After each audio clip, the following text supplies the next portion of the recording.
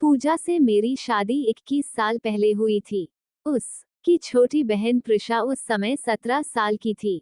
वह पूजा से ज्यादा खूबसूरत थी, चंचल भी बहुत थी। पूजा से शादी तय होने से पहले मैं अगर उसे देख लेता तो उसी से शादी करता। मैंने पूजा से शादी तो कर ली थी, मगर प्रिशा को पाने की इच्छा मन में रह गई थी। वैसे भी कहावत है कि साली आधी घरवाली होती है। मेरे दोस्तों ने इसकी पुष्टि भी की थी।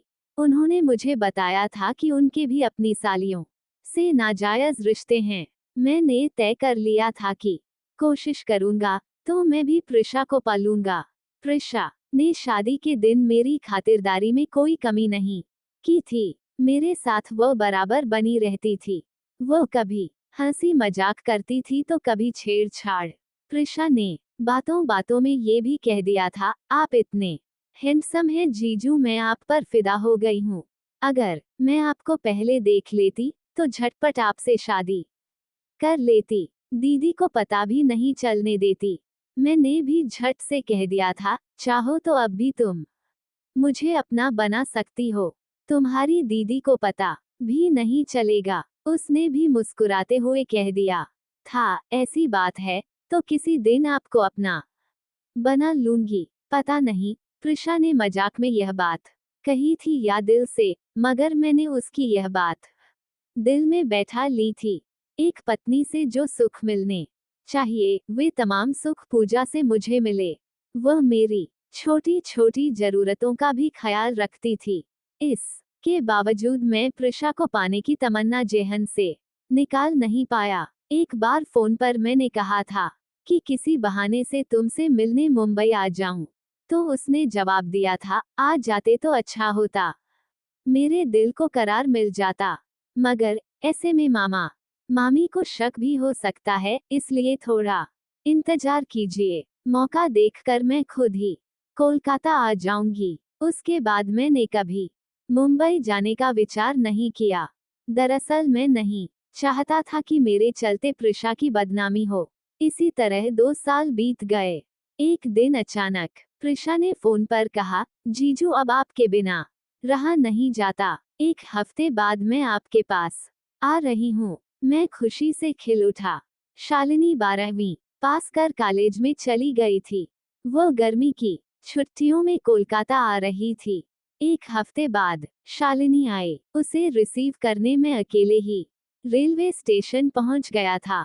वह पहले से ज्यादा गदरा गई थी। उसकी खूबसूरती देखकर मेरे मुंह से लार टपक गई। मुझसे रहा नहीं गया तो उस से कह दिया, तुम तो पहले से ज्यादा खूबसूरत हो गई हो। तुम्हें चूम लेने का मन करता है। रास्ते पर ही चूमेंगे क्या? पहले घर तो पहुंचिए, कहकर प्रिशा ने मुस्कान बिखेर दी। घर पहुंचने के बाद उससे अकेले में मिलने का मौका नहीं मिला। वो अपनी बहन के साथ चिपक सी गई थी। उस रात मुझे ठीक से नींद नहीं आई। रात भर यही सोचता रहा कि जब प्रिशा के साथ हम बिस्तरी करूंगा तो वह कितना सुखद पल होगा। रात भर जगे रहने के चलते मेरी आंखें लाल हो गई थीं। सुबह बाथरूम से बाहर आया तो प्रिशा से सामना हो गया। मेरी तरफ देखते हुए उसने कहा, क्या बात है जीजू, आपकी आंखें लाल हैं? क्या रात में नींद नहीं आई? नहीं। क्यों? रात भर तुम्हारी याद आती रही। मेरी क्यों? दीदी तो आपके साथ थी। आप मुझसे जो चाहते हैं वह दीदी भी तो दे ही सकती हैं। फिर मेरे लिए क्यों परेशान हैं? देखो प्रिशा, फालतू की बात मत करो। तुम अच्छी तरह जानती हो कि मैं तुम्हें पाना चाहता हूँ। जब तक तुम्हें पा नहीं लूंगा मुझे चैन नहीं मिलेगा। मैंने प्रिशा को बाहों में लेना चाहा तो वह बिजली सी तेजी के साथ बाथरूम में चली गई और झट से भीतर से दरवाजा बंद कर लिया। फिर अंदर से वह बोली, मुझे पाने के लिए सही मौका आने दीजिए जीजू, मैं खुद अपने आप को आपके हवाले कर दूंगी। 2 दिन बाद पूजा की तबीयत कुछ खराब थी तो उसने खाना बनाने के लिए प्रिशा को रसोई में भेज दिया। मौका ठीक देखकर मैं रसोई में गया। प्रिशा खाना बनाने में बिजी थी। उसकी पीठ दरवाजे की तरफ थी। पीछे से एक बारगी मैंने उसे बाहों में भर लिया। पहले तो वह घबराई, मगर मुझे देखते ही सब कुछ समझ गई। वह जोर लगाकर मेरी बाहों से अलग हो गई, फिर बोली, अगर दीदी ने देख लिया होता तो मेरा जीना मुश्किल कर देती। कहीं ऐसा किया जाता है क्या? मुझे पाने के लिए जिस तरह आप बेकरार हैं, मैं भी आपको पाने के लिए उसी तरह बेकरार हूँ, मगर उसके लिए सही मौका चाहिए ना। कुछ सोचते हुए प्रिशा ने कहा, आप ऐसा कीजिए कि रात में जब दीदी गहरी नींद में सो जाएं, तो मेरे कमरे में आ जाए। दीदी जल्दी से गहरी नींद में सो जाएं, इसलिए उनके दूध में नींद की दवा मिला दूंगी। आप जाकर केमिस्ट से नींद की दवा ले आइए। प्रिशा की बात मुझे जंच गई। कुछ देर बाद नींद की दवा लाकर मैंने उसे दे दी। नींद की दवा लेकर प्रिशा पहले मुस्कुराई, फिर बोली, आप सो मत जाएगा, नहीं तो रात भर जल बिन मछली की तरह मैं तड़पती रह जाऊंगी। कैसी बात करती हो? तुम्हें पाने के लिए मैं खुद तड़प रहा हूँ, फिर सो कैसे जाऊंगा? तुम दरवाजा खोलकर रखना, मैं हर हाल में आऊंगा। रात का भोजन करने के बाद मैं अपने कमरे में जाकर बिस्तर पर लेट गया। पूजा 10 बजे के बाद बिस्तर पर आए और बोली, आज मुझे तंग मत कीजिएगा। न जाने क्यों नींद से मेरी आंखें बंद होती जा रही हैं। मैं समझ गया कि प्रिशा ने नींद की दवा वाला दूध उसे पिला दिया है। कुछ देर बाद ही पूजा गहरी नींद में सो गई। थोड़ी देर बाद बिस्तर से उठकर मैं ये जानने के लिए माँ के कमरे में गया कि वे भी सो गई हैं या जगी हुई हैं। माँ भी गहरी नींद में थी। जब मैं प्रिशा के कमरे में गया उस समय रात के 11 बज गए थे। प्रिशा मेरा इंतजार कर रही थी। वह फुसफुसाए, आपने अच्छी तरह देख लिया है न कि दीदी गहरी नींद में सो गई हैं। मैंने उसे हिला डुलाकर देखा है, वह गहरी नींद में है। अचानक मुझे कुछ ख्याल आया और मैंने प्रिशा से कहा, आज हम दोनों के बीच जो कुछ भी होगा, वह तुम भूल से भी दीदी को मत बताना। अगर बता दूंगी तो क्या होगा? पूछकर शालिनी मुस्कुरा उठी। तुम बेवकूफ हो क्या? हम बिस्त्री की बात किसी को नहीं बताई जाती। अगर तुम्हारी दीदी को पता चला गया तो तुम्हारी तो बेइज्जती होगी ही, मुझे भी नहीं छोड़ेगी। वह पूरे मोहल्ले में मुझे बदनाम कर देगी। मैं सिर उठाकर चल नहीं पाऊंगा। मैंने उसे समझाने की कोशिश की, ऐसी बात है तो मुझसे हम बिस्त्री क्यों करना चाहते हैं?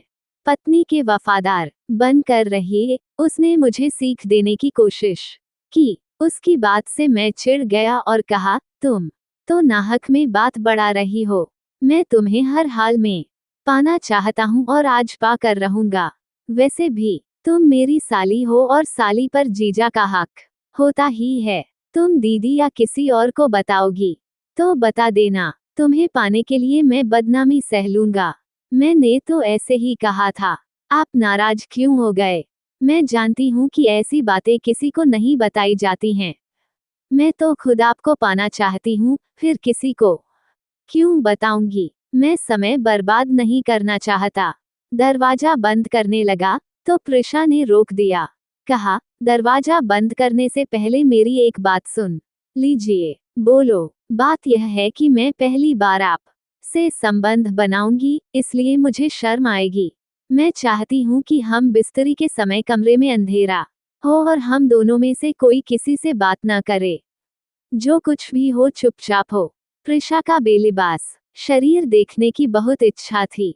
मुझे उसकी इच्छा का भी ध्यान रखना था, इसलिए उसकी बात मैंने मान ली। वो खुश होकर बोली, अब आप पलंग पर जाकर बैठिए, मैं बाथरूम होकर तुरंत आती हूँ। लाइट बंद कर और दरवाजा बंद कर प्रिशा चली गई। मैं उसके लौटने का इंतजार करने लगा। कुछ देर बाद ही प्रिशा आ गई। दरवाजा अंदर से बंद कर वह पलंग पर आई तो मेरा दिल खुशी से बल्लियों उछलने लगा। मेरा 2 साल का सपना पूरा होने जा रहा था। उसे बाहों में भरकर मैंने खूब चूमा। उसके बाद अंधेरा होने के चलते भले ही उसका शरीर नहीं देख पाया, मगर उसे भोगने का मौका तो मिला था। मैंने पूरे जोश के साथ उसके साथ हम बिस्तरी की मंजिल पर पहुंचते ही मुंह से निकल गया, मजा आ गया प्रिशा कुछ बोली नहीं। कुछ देर बाद बिस्तर से उठकर उसने अपने कपड़े ठीक कर लिए। मैंने भी अपने कपड़े दुरुस्त कर लिए, तो उसने लाइट जला दी। फिर तो मेरी बोलती बंद हो गई। आंखों के आगे अंधेरा छा गया।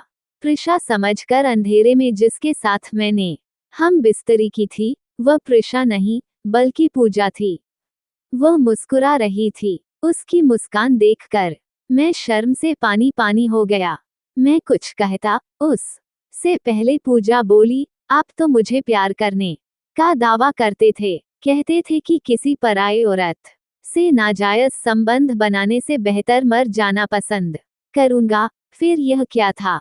मैं चाहकर भी कुछ बोल नहीं पा रहा था। सिर उठाकर मैं उसे देख भी नहीं पा रहा था। अचानक दरवाजे पर किसी ने हौले से दस्तक दी। पूजा ने दरवाजा खोल दिया।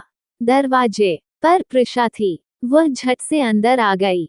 फिर मुस्कुराते हुए मुझसे बोली, क्यों जीजू, मजा आया? मेरे कुछ कहने से पहले पूजा बोली, तुम्हारे जीजू को बहुत मजा आया प्रिशा। सच जीजू?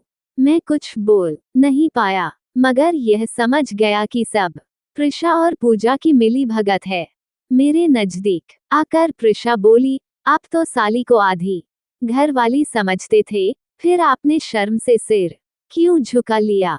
फिर वह मुझे समझाते हुए बोली, देखिए जीजू, साली को आधी घरवाली समझकर उसके साथ नाजायज संबंध बनाने की सोच छोड़ दीजिए। पत्नी को इतना प्यार कीजिए कि उसी में आपको हर दिन एक नया शरीर मिलने का एहसास होगा, जैसा कि आज आपने महसूस किया। कुछ देर चुप रहकर प्रिशा ने कहा, मैंने दीदी के साथ मिलकर आपको जो सबक सिखाया, उसके लिए माफ कर दीजिएगा। दरअसल बात यह थी कि जब मुझे एहसास हो गया कि आप मेरा जिस्म पाना चाहते हैं, तो एक दिन मैंने आपका इरादा दीदी को बताया। दीदी को मेरी बात पर यकीन नहीं हुआ। उन्हें आप पर पूरा यकीन था।